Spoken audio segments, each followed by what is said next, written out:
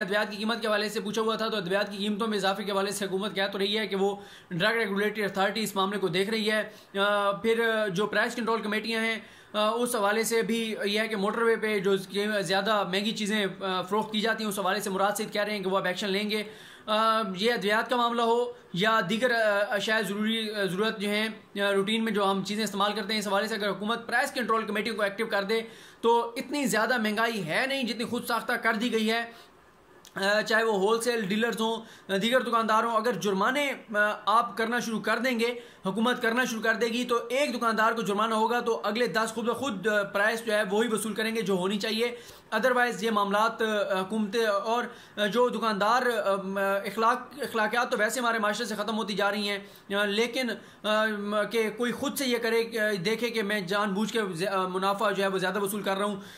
लेकिन हुकूमत का ये काम है, जिम्मेदारी है कि वो अपनी इंतजामिया को एक्टिव करे और इंतजामी इस मामले को देखे। 50 लाख घरों के हवाले से पूछा गया था, तो 50 लाख घरों के हवाले से हुकूमत जो है इस माह हमें यह बताया जा रहा है कि काम का आगाज़ करने जा रही है। फिर आज सुप्रीम कोर्ट में जस्टिस अजमत शेख